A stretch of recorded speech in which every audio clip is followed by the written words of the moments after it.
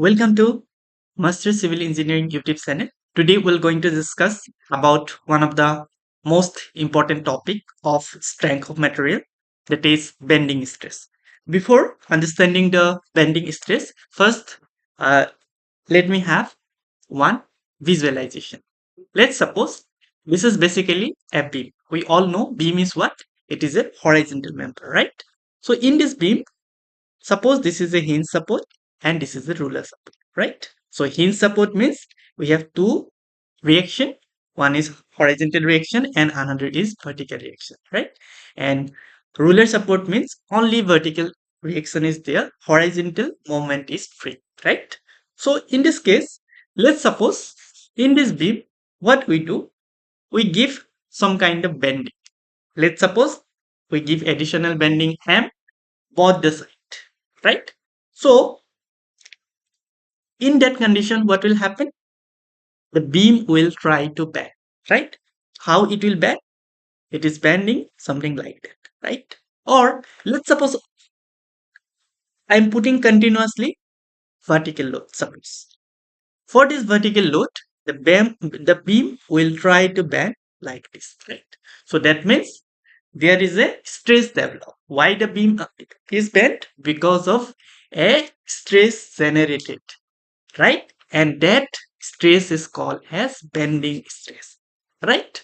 So most of you have confused about bending as well as twisting. So there is a huge difference between bending and twisting moment, right? Bending moment is different one and twisting moment is also different.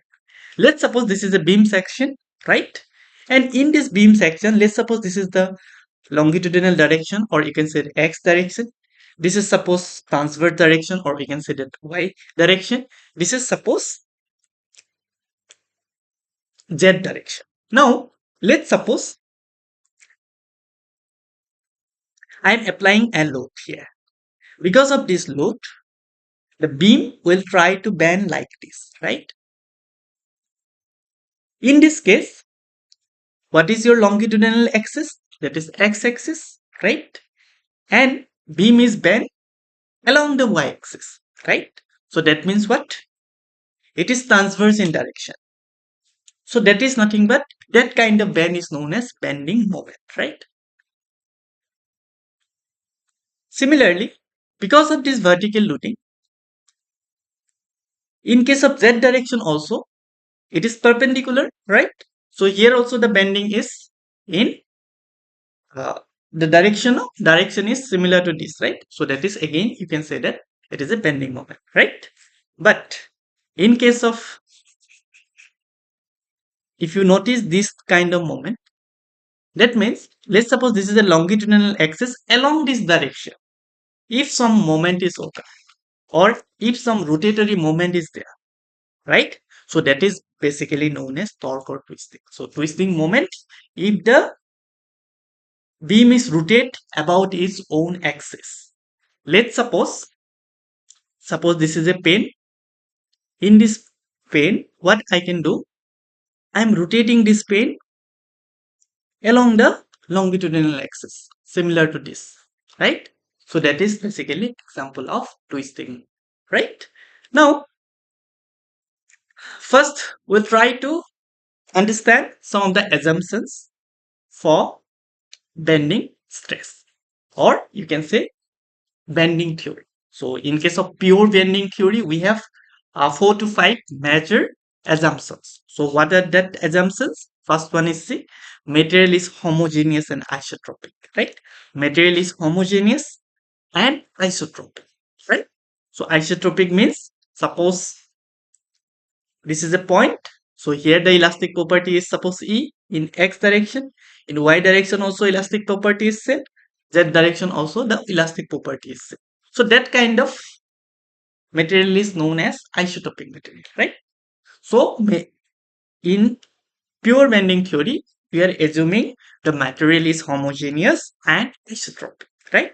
Next is material should follow Hooke's law. So what Hooke's law says? Hooke's law says that stress is proportional to strain.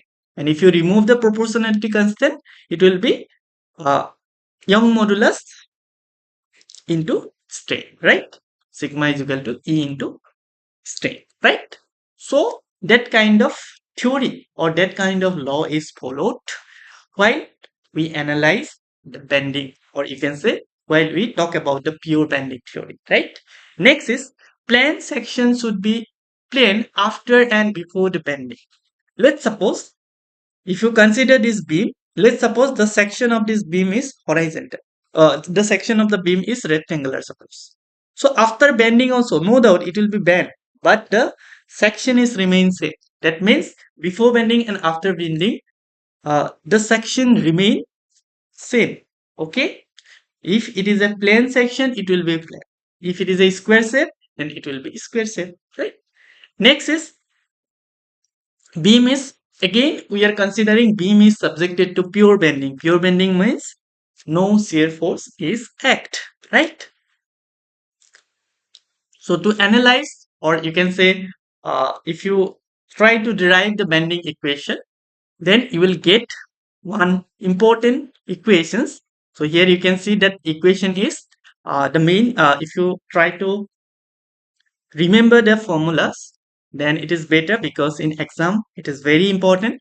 So the pure bending, or you can say bending formula, is nothing but m by I is equal to sigma by y is equal to E by R. Or if you consider these two, what we can derive, sigma is equal to nothing but m into y divided by R. Now the question arises, what is y, what is r, what is I, right?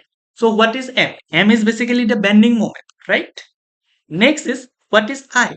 I is moment of inertia about the center of gravity axis, or you can say CG axis, right? So that is called I. And what is sigma? Sigma is nothing but bending stress. What is y? Y is nothing but distance from the neutral axis. E is the Young modulus or modulus of elasticity. R is the radius. What is radius? You can see. So if the beam is bent like this, it will bend about a center. And from that center up to this is nothing but, this is the radius of that circle, right? So that is basically R. What is y? Y is basically distance from neutral axis. So here you can say, if this is a rectangular section, at neutral axis y is 0, and at uh, up to this extreme fiber, y become y maximum, right? Or it will be d by 2, right?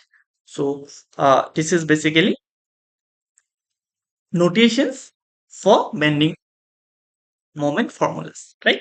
M by I is equal to sigma by I E by. So at y is equal to 0, that means at neutral axis what will happen?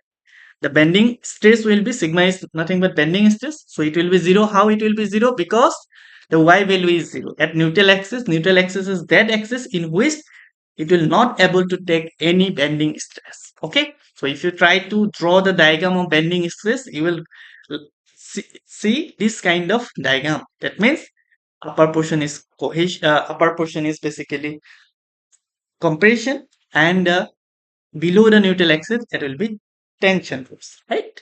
So maximum is y is equal to d by 2. If you substitute in case of y d by 2, so sigma max will be md divided by 2y, right?